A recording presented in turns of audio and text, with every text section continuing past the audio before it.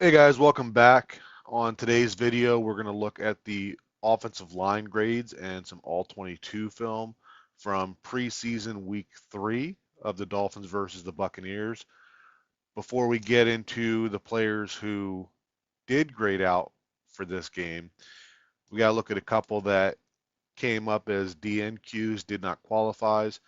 Again, these players are ones that played less than 10 snaps. So I treat them as a did not qualify for a grade because for some of these guys, they may have had one or two bad snaps, and it would result in their grade looking much worse than maybe it would have had they played more. So the three players we've got today for did not qualify. First is Jack Driscoll at center. Uh, just a little bit on him. I did not feel that he played well at center through the preseason in the few snaps that he did get. If I was going to pick a position for Jack Driscoll to play, it would be right guard in this offense.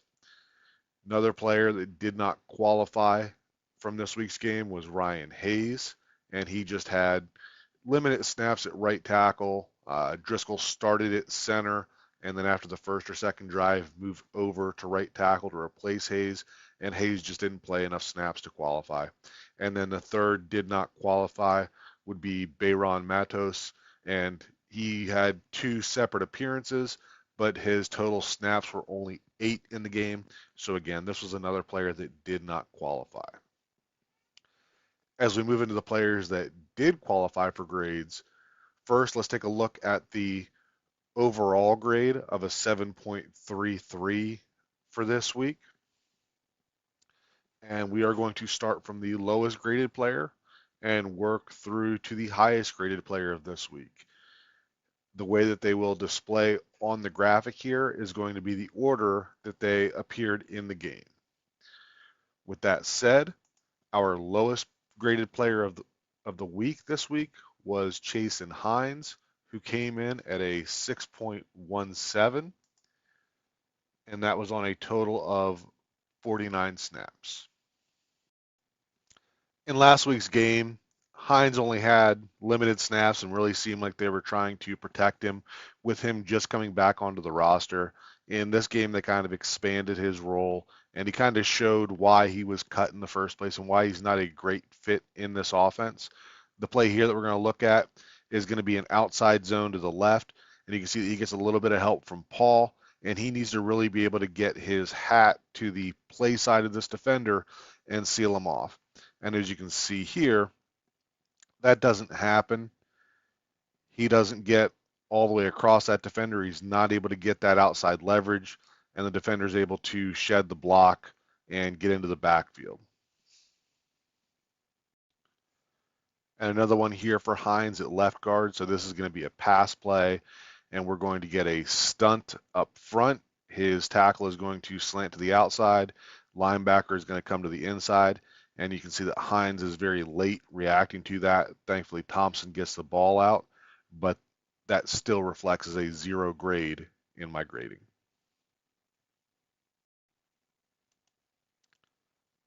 Our next lowest graded player is going to be Lester Cotton, who got the start at right guard this week. I also think that if Aaron Brewer is out, he will also get the start at right guard to begin the regular season. And I think that's kind of a good thing for the Dolphins in the sense that if this was going to be a long-term injury for Aaron Brewer, I think they may have looked at getting Driscoll into that starting lineup because I feel like it's going to be a short-term injury. I think they're going to go with the guy they know in Lester Cotton just to kind of keep the ship upright for a week or two if that's necessary before we can get Brewer back into the lineup at center, moving Eichenberg back over to right guard, and keeping Driscoll as the utility backup.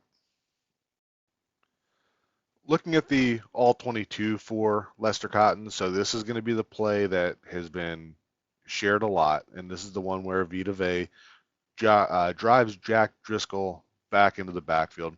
But I want you to really pay attention to Lester Cotton instead. And what we should have gotten on this play was Cotton giving a little more help to Driscoll on this because he's aiming for that backside linebacker, which means as he's going through to the left, there's an opportunity there to use that left forearm to really spill Vita Vea to the backside of this play. And instead, you can see that Cotton really doesn't give Driscoll any help. And clearly, Driscoll isn't strong enough to hold up to that, which a lot of centers aren't. Um, but in addition to that, so the idea here is that should have a combo between Driscoll and Lester Cotton working up to this linebacker here. And you can see that Cotton, in addition to not really helping Driscoll at all, is then not able to climb to that linebacker. And one more for Cotton here. So this is going to be I believe, inside zone to the left. And what we should be getting is Cotton playing through this defensive tackle's inside shoulder here up to the linebacker. And Driscoll's as much at fault for this as well. And he did not get a good grade for this play either. But as the play starts here, you can see that instead of getting vertical through that shoulder, Cotton's hand is kind of reaching back across that defender, so he's really not able to get any movement. Driscoll should be trying to get that head to the far side. Clearly some sort of miscommunication there, but rather than getting the vertical movement here up through that linebacker, I think Cotton feels that Driscoll is not there and tries to circle around and stay on the first level defender, but instead we end up with neither defender getting blocked at all. So I did give Cotton half credit on this play just because I feel it was Driscoll's issue more than Cotton, but had Cotton played through that inside shoulder of that defensive tackle climbing to this linebacker, then maybe we would have been able to get at least the first level of this play blocked up decently. All right, coming back over to our grades here. Next one is also going to be right guard, and that's going to be Matthew Jones coming in at a 7.28, which, as you can see, is pretty close to the overall average for this game for the offensive line. Overall, I think that Matthew Jones is along the same lines as a Rob Jones or Lester Cotton, where he could develop into a solid NFL player, but in terms of ideal fits for this offense, he's just not going to be athletic enough for it. The play that we have here has nothing to do with his athleticism. Instead, we're going to see a zone to the right, and you can tell that because of everybody stepping to the right, right? Watching Patrick Paul, we got Chasen Hines, Andrew Meyer, Jack Driscoll. Everybody is stepping to the right, and you'll see the running back's path is also going to the right. Everybody except for Matthew Jones, who for some reason is blocking to the inside here. In a zone play, he should be climbing to this 3 technique tackle right here. And what we're going to end up with is just leaving him completely unblocked. Thankfully, Jalen Wright's able to, just use talent and outrun that defensive tackle, but clearly not on the same page. And it seems like Matthew Jones is the only one out of 7 or 8 players in this frame that was running a different play here. All right, one more here for Matt Jones at right guard. So this is going to be a zone to the left, and we're going to see a better play of this later. Jones is going to be trying to reach this nose tackle, and that's a tough block. Struggles to get his head across. Same with Jack Driscoll here. But what we'll see in this clip versus the one that we'll see later is that these guys really don't do a good job of continuing to drive their defenders down to open up that cutback lane right there. And you can see that causes the running back to hesitate. Whereas, had they been able to, even though they don't have great position here, if these two, Driscoll and Jones, continue to drive their guys to the sideline, then right here is where that cutback lane opens up. But they just don't get enough of their defenders to give that running back confidence in the cutback lane. Moving along, coming in at a respectable 7.88. is Andrew Meyer.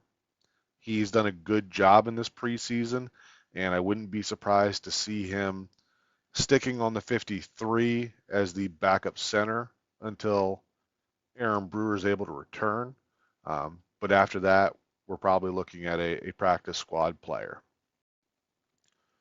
Here's one of the plays that I have for Meyer. So we're going to have a half slide to the right, and we can see that off the snap here that that two-eye defensive tackle slants across Meyer's face. And what I really like about this is that Meyer does a really good job of not leaning too far to the right. He's able to plant that right foot, get that good, they call it a shin angle with that left foot, and he's able to turn and run and still be able to block that guy. A lot of times with that type of block, you'll see, especially with the interior offensive line, that they're unable to react and to slow down that defender. So this was a really good job by Meyer of being able to react to that move and be able to counter, sink his hips, lose a little ground here, and then be able to accelerate and still be effective on this play. On the flip side, it wasn't all, roses for Andrew Meyer. Here we're going to have a slide to the left. We have three defenders over there, right? 1, 2, 3. So that's going to be Paul, Hines, and Meyer responsible for those three. And what we're going to see is that Meyer starts out with the defensive tackle. Hines does a good job with eyes on that linebacker. Linebacker crosses over. Hines takes the defensive tackle. And Meyer's late getting over to that linebacker. Thompson does a good job of just getting the ball away, but still an area that Meyer needs to continue to improve on, of being able to recognize and communicate those stunts and get to the block a little quicker. Next up at right tackle, we got Jack Driscoll. Came in at a 8.10, so a pretty good grade for him on the day here. This was the only play that I had graded as a 0 for Jack Driscoll at right tackle from this game. So we're going to get a combination block between Driscoll and Rucci here from 57 up to 39. And you'll see 39 filling up there pretty quickly, which takes Rucci off of that combination block pretty quickly. You can see that Driscoll ends up on the ground. Doesn't look like he was tripped by anybody, just kind of gets overextended.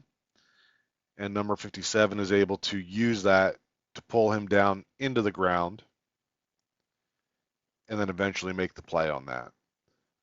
Just need to see Driscoll with a little more power. He's obviously got the athleticism to close that gap.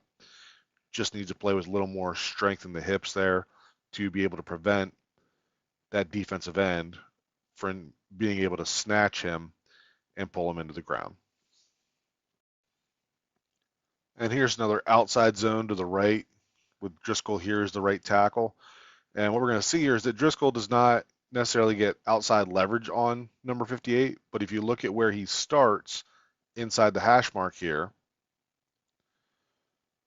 and then as the play progresses, we can see that he's able to move him all the way outside of that hash mark. So this is an example of where not able to get the ideal position on this play. Matt Jones here at right guard was more of the issue that caused the cutback.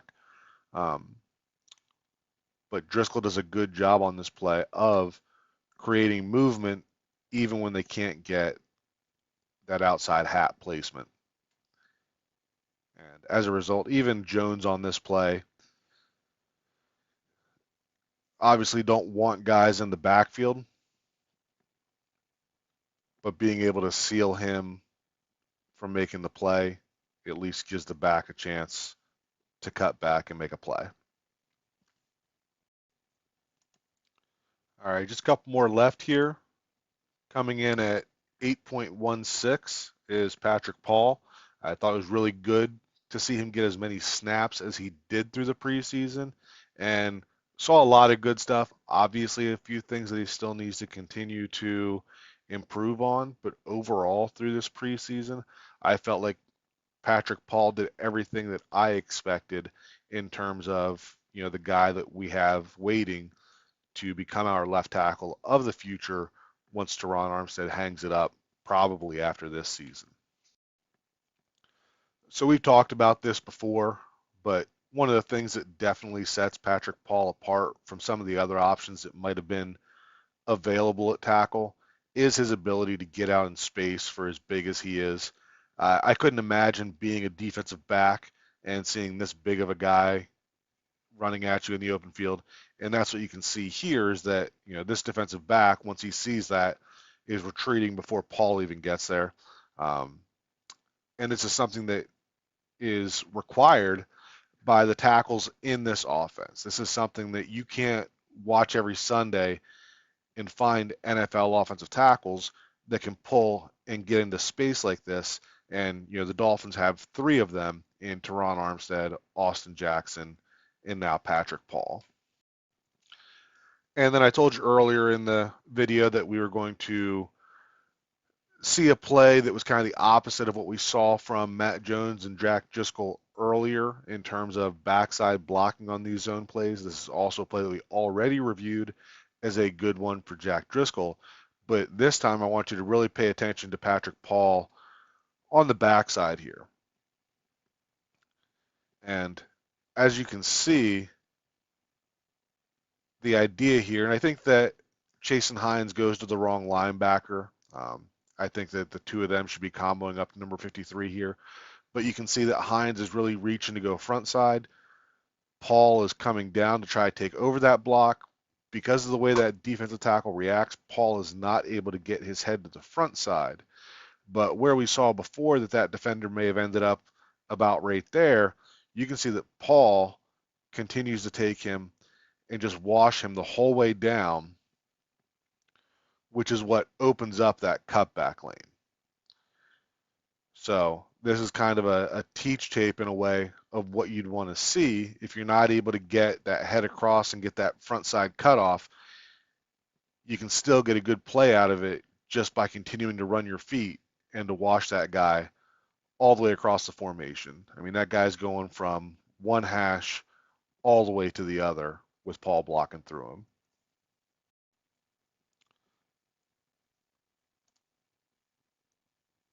And then our final grade of the week is going to be Rob Jones coming in at a 9.04. If you followed my videos, you know from the very beginning that I have been a Rob Jones fan, that I felt that he should be in this starting lineup. This game in particular, he only played 13 snaps and only had 1 play where he was graded with half credit. So it was a short appearance, but pretty solid from him. And that's what we've come to expect from Rob Jones over the years, and what I expect to see from him in the starting lineup in 2024. And this here is going to be the play where I gave Jones half credit. And the reason I didn't give him a 0 on this is even though he didn't react as well as Meyer did earlier on this block, he is still able to stay connected, stay on that defensive tackle's hip a little bit, and be able to drive him a little wider and give Mike White an opportunity to get that ball out. All right, that's going to do it for our grading for the preseason. As we get into the regular season, I'm going to continue to do these videos along with the grades that I've been doing for a few years now, depending on when the All-22 comes available and when I'm able to sit down and do my grading. I would say to look for those videos to hopefully come out on a Tuesday or Wednesday, assuming the team plays on a Sunday. As always, really appreciate you guys watching. If you enjoyed this, give it a share. Let's try to get some more people talking about offensive line. Feel free to leave some comments below or to come talk to me on Twitter. My handle there is the same as YouTube, and that's at OLCoachSmith63. And we'll talk again next week.